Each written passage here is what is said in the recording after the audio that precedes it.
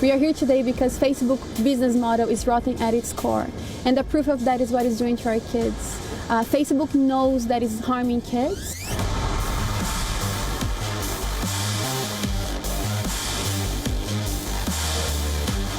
But it's clear now that you didn't do enough, and that these tools are being used to harm. And I came forward now because now is the most critical time to act. When we see something like an oil spill, that oil spill doesn't make it harder for society to regulate oil companies. But right now, the failures of Facebook are making it harder for us to regulate Facebook.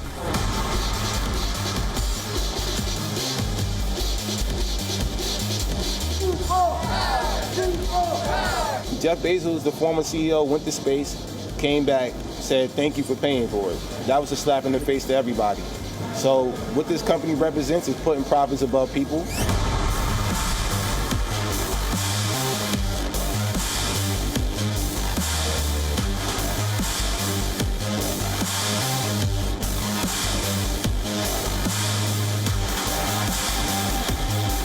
I decided to coordinate this Dublin gathering as one of the many Google sites that are walking out today in solidarity with anybody who has experienced any form of sexual harassment or misconduct in our workplace.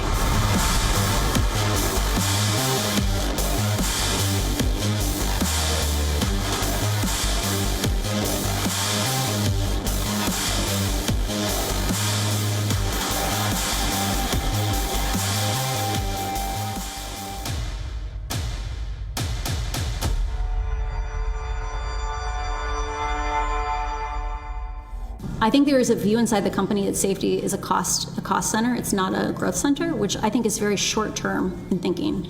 Because Facebook's own research has shown that when people have worse integrity experiences on the site, they are less likely to retain. I think regulation could actually be good for Facebook's long-term success because it would force Facebook back into a place where it was more pleasant to be on Facebook, and that could be good for the long-term growth of the company. Facebook, the world's largest social media company, is grappling with a series of scathing reports. Frances Haugen, the company's former data scientist turned whistleblower, told lawmakers in the United Kingdom that the company stokes online hate and extremism. Her testimony echoed much of what she has told the US Senate earlier in October. The former employee cited internal research documents she secretly copied before leaving her job in Facebook's Civic Integrity Unit. Saw Facebook get taken off the internet. Apart from inciting political violence and fueling misinformation, she also accused the company of failing to protect children from harmful content and lacking any incentive to fix the problems. And I think there's a real thing that people are exposed to data and then they say, look at all the good we're doing. Like, yes, that's true, but like, we didn't invent hate. We didn't invent ethnic violence. And that's not the question. The question is, what is Facebook doing to amplify or expand hate? What is it doing to amplify or expand ethnic violence? You're right. I mean, Facebook didn't invent hate, but do you think it's making hate worse? Unquestionably, it's making hate worse.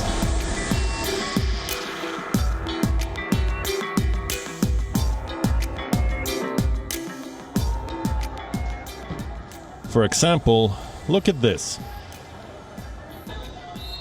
Bangladesh has seen a series of targeted attacks on religious sites, businesses and houses of those belonging to the Hindu community since October 13th.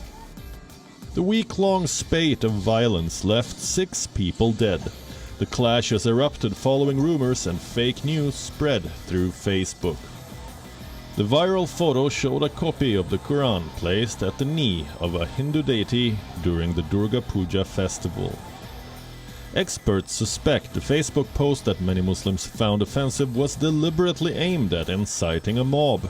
Around 450 people have been arrested for spreading rumors on social media. The world's biggest social network was used to fan violence.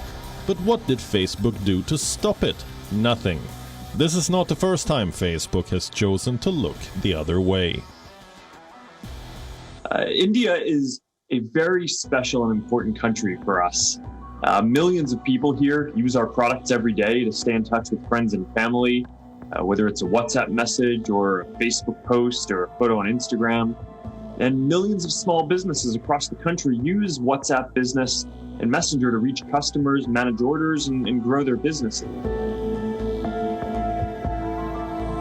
This is how the CEO of Facebook, Mark Zuckerberg, viewed India last December, as his biggest market.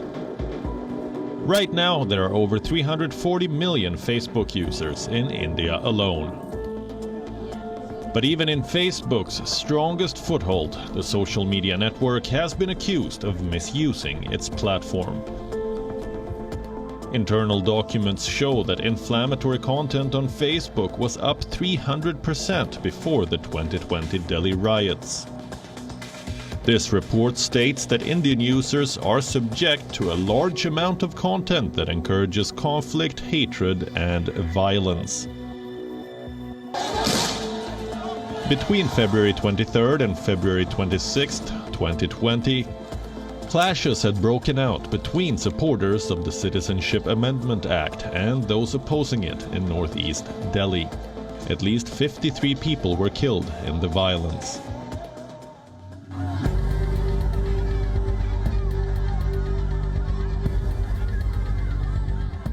Another country where Facebook was used to incite violence is Myanmar.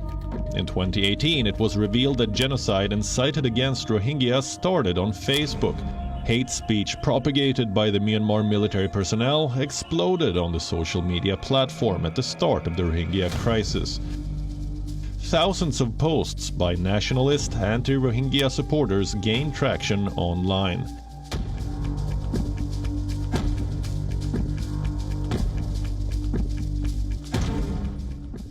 Even in Ethiopia, where a civil war is raging, Facebook knew it was being used to incite violence, but it did little to stop it from happening. The report claims armed groups in Ethiopia were using the platform to incite violence against ethnic minorities. I think it is a grave danger to democracy and societies around the world to omit societal harm. To give a core part of why I came forward was I looked at the consequences of choices Facebook was making, and I looked at things like the Global South.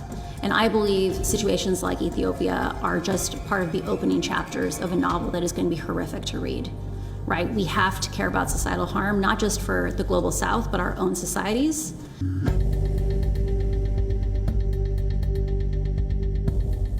Clearly, moderation efforts by Facebook are not working. The whistleblower documents also indicate that the company has failed to scale up staff or add local language resources to protect people in these places. Mark Zuckerberg cannot evade responsibility by claiming they have no power over the third-party information they display. In March this year, the leaders of Facebook, Google, and Twitter were grilled over the connection between online disinformation and the US Capitol riot. On January 6th, a pro-Trump mob stormed the Capitol after the rally, with a number of them battling with police and invading congressional buildings. The three executives appeared before two Senate subcommittees and the Energy and Commerce Committee. For the first time, Twitter's chief executive Jack Dorsey publicly admitted that his microblogging site was used and has played a role in the events that left 5 people dead. So how have these companies been allowed to get away with this? Platforms like Facebook, YouTube, and Twitter are banking on artificial intelligence technology to help stop the spread of hateful speech on their networks. But the algorithms used by these companies are not working.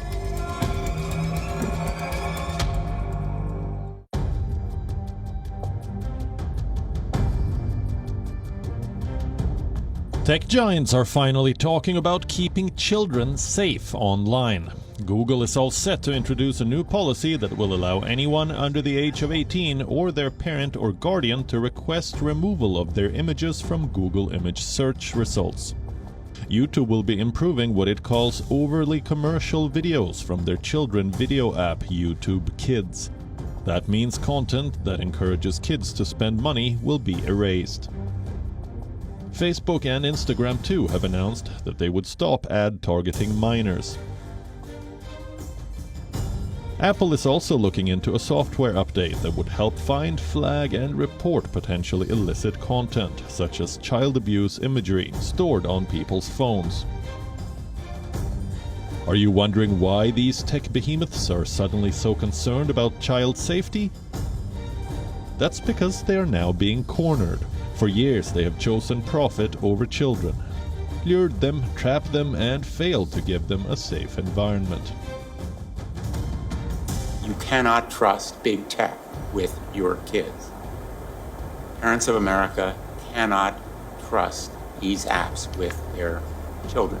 We need stronger rules to protect children online, real transparency, real accountability. I want a market where the competition is to protect children, not to exploit them. It seems like every day that I hear stories about kids and teens who are suffering after interacting with TikTok, YouTube, and Snapchat. Kids as young as 9 have died doing viral challenges on TikTok. And we've seen teen girls lured into inappropriate sexual relationships with predators on Snapchat. Your parents, how can you allow this? How can you allow this?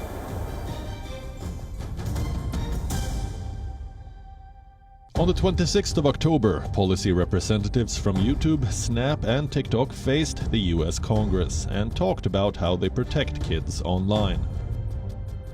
All 3 social media sites are popular with teens and young adults. They committed to sharing internal research on how their products affect kids. The congressional hearing happened in the wake of Frances Hogg's explosive revelations about Instagram. Facebook's own reports say it is not just that Instagram is dangerous for teenagers, it is actually more dangerous than other forms of social media. Because Why? TikTok is about doing fun activities with your friends, it's about performance. Snapchat is about faces and like augmented reality. Reddit is at least vaguely about ideas. But Instagram is about social comparison and about bodies, right? It is about like people's lifestyles, and that's what ends up being worse for kids. The subcommittee is now widening its focus to examine other tech platforms with millions or billions of users that also compete for young people's attention and loyalty. According to a new study from the Pew Research Center, 24% of teenagers are online almost constantly. Nearly 75% of teens have access to a smartphone. That means they can access the internet, watch TV and videos, and download interactive applications or apps. It is reported that 76% of teens use at least one social media site. More than 70% of teens visit multiple social media sites, such as Facebook, Snapchat, and Instagram. The excessive use of social media has been found to have dramatic negative effects on teenagers. Facebook's internal research found that Instagram, which it acquired in 2012 for $1 billion, makes eating disorders and thoughts of suicide worse in teenage girls. According to internal studies retrieved by Hagen, Facebook found that 13.5% of teen girls say Instagram makes thoughts of suicide worse, and 17% of teen girls say Instagram makes eating disorders worse.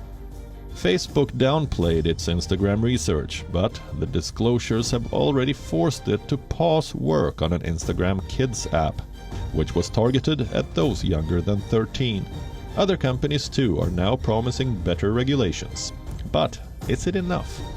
We take into account the unique sensitivities of young people. We intentionally make it harder for strangers to find minors by not allowing public profiles for users under 18. We have long deployed age-gating tools to prevent minors from viewing age-regulated content and ads. We make no effort and have no plans to market to young children.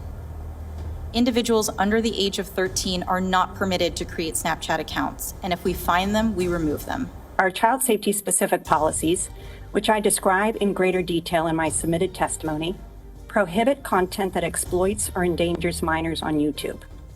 Using a combination of machine learning and human reviewers across the globe, we commit significant time and resources to removing this harmful content as quickly as possible. Between April and June of this year, we removed nearly 1.8 million videos for violations of our child safety policies, of which about 85% were removed before they had 10 views. We are constantly working to improve our safeguards.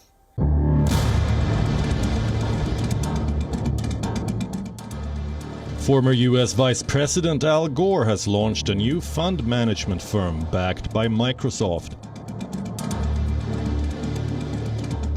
The new fund, Just Climate, is short on details, but it was launched just days before COP26, the UN Climate Change Conference in Glasgow, Scotland.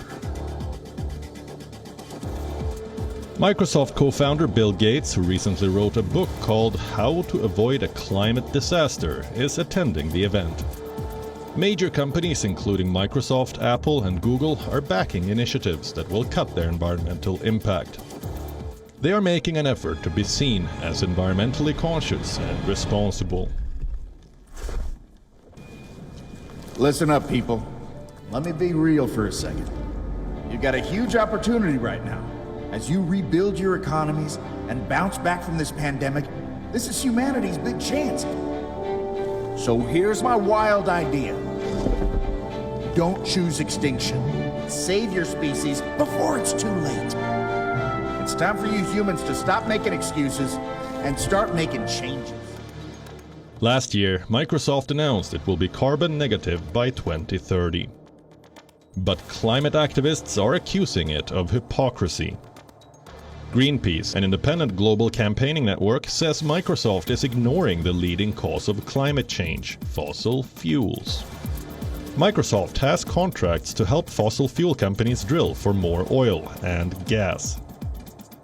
In fact, tech giants have been competing with each other to strike lucrative partnerships with the fossil fuel industry, supplying them not just with remote data storage but also with artificial intelligence tools. The oil and gas industry is spending roughly $20 billion each year on cloud services, which explains why big tech's pro-climate rhetoric is not matched by policy action. More recently, a study released in Nature Communications, a scientific journal, found companies such as SAP, IBM and Google are underreporting their greenhouse gas emissions. The research found inconsistencies in the way companies declare their carbon footprint. Focusing on 56 companies in the tech industry, researchers found that on average, companies fail to disclose about half of their emissions. Not very promising, is it? And then there's the Clean Energy Pledge by Apple. The iPhone maker says 175 of its suppliers have now committed to using clean energy, which will help to bring more than 9 gigawatts of clean energy onto power grids. But let's not forget, Apple is locking horns with the European Union over the bloc's push for a standard charger that works for all smartphones. The rules are intended to cut down on electronic waste by allowing people to reuse existing chargers and cables when they buy new electronics. However, Apple is the only major phone maker that uses its own proprietary Lightning connector rather than the USB-C connector adopted by most of its competitors, and it continues to resist this move. Last year, it stopped shipping charging bricks or earbuds in the box with new iPhones, claiming this will help curb e-waste. However, it has been criticized for using the environment as an excuse to lower shipping costs and increase profit margins. Instances like these are why tech giants are accused of greenwashing, which is designed to make people believe that companies are doing more than they actually are. Many tech companies are also facing the heat for cultivating a toxic work environment. Not too long ago, Amazon surpassed Walmart for the title of the world's largest retailer outside China. But employees of the e-commerce empire are less than happy. On the 25th of October, workers at an Amazon warehouse in New York City's Staten Island borough filed a petition to form a union to safeguard their rights. The move represents the second time that U.S. staffers have aimed to unionize this year, following a failed effort at an Alabama facility in April. Workers are demanding higher wages, job security, safer conditions, better medical leave, and more paid time off. We're treated like numbers, like robots. So the tack time, time off task, literally just being controlled at a rate that is for profit and doesn't care about us as humans at all. Doesn't allow us to go to the bathroom. In 2018, British journalist James Bloodworth, who went undercover to briefly work at an Amazon warehouse in the UK, made shocking disclosures. He claimed workers relieved themselves in bottles because they lived in fear of being disciplined over idle time. While Jeff Bezos' company denied these reports initially, it later apologized for disputing this claim. Reports of poor working conditions and even suicides have plagued the e-commerce giant's health and safety track record. So much so, the National Council on Occupational Safety and Health included Amazon in its Dirty Dozen list of the most dangerous employers in the US for a couple of years in a row.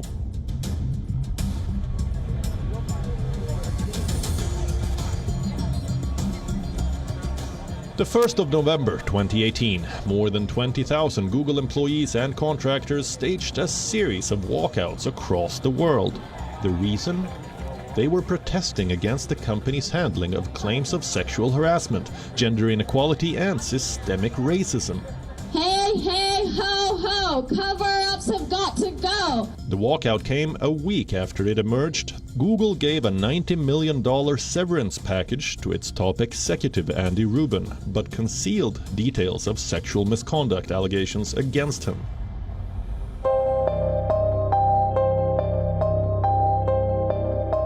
Today, technology companies are among the most powerful forces in the world. In 2018, Apple became the world's first trillion-dollar company. 2 years later, it became the first US company to be valued at $2 trillion on the stock market. The 5 American big tech companies, Apple, Microsoft, Amazon, and Google's parent company Alphabet and Facebook, are now worth more than $5 trillion. These companies are amassing wealth on a scale that's not been seen before. They have a type of power and influence that cannot be measured easily, and society must figure out new ways to govern them and hold them accountable.